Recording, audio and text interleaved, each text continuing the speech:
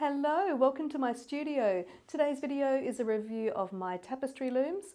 So I'm just going to grab a coffee, pop you on a tripod, and I'll be right back.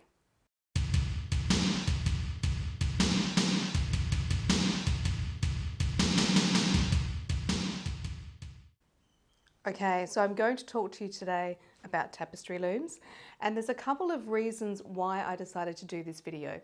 Firstly, I get asked about my tapestry looms all the time on social media, so I thought I might as well answer it here. And also, there's another brand of tapestry loom all over Instagram. They have brand ambassadors, they have all sorts, and it's not the only tapestry loom on the market. In fact, I don't actually like that one. I sold mine because I much prefer these. So that's the reason I'm going to talk about these looms. They're both Ashford tapestry looms. No, I'm not an Ashford brand ambassador. Probably should be. All my looms are Ashford because they're really good quality. They are a New Zealand family business and they're all made of sustainable timber. So win-win.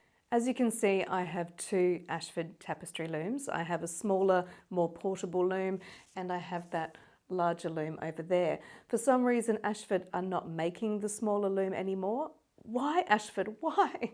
It's such a good loom. I don't know why they're not making it.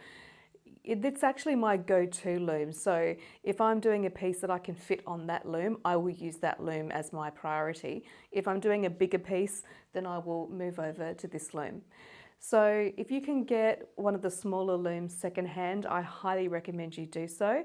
But the rest of the review is going to be about the larger one because that's the one that's available on the market now. So here's the Ashford large tapestry loom in my studio. It is quite big. I'll put the dimensions on the screen now. So I'll show you a few details of this loom. As you can see, I've got my markings here of the EPI that I use. But this is the tensioning device that's used on this loom.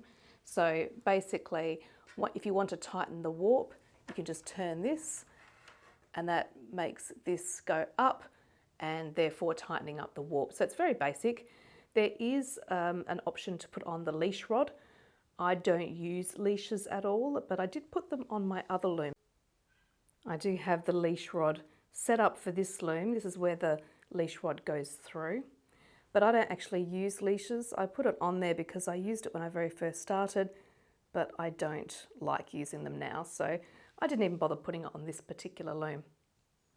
The top is a rotating top so that you can warp more easily, and I'll put some footage in of me warping up the loom. So easy to warp. I think that's probably the best thing about this loom. It's much quicker than other looms.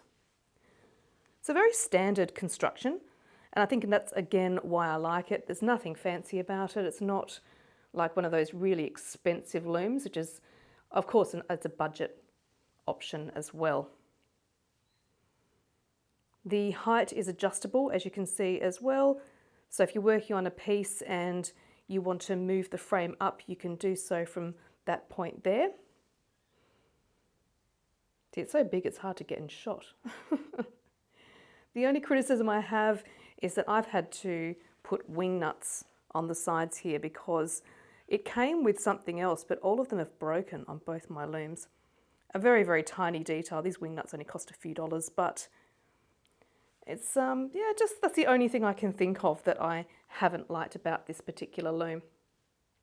So in summary, this is actually a really well-priced budget loom. It's only about, I think it's about 1,200 Australian dollars at the moment. So very, very cheap for a tapestry loom.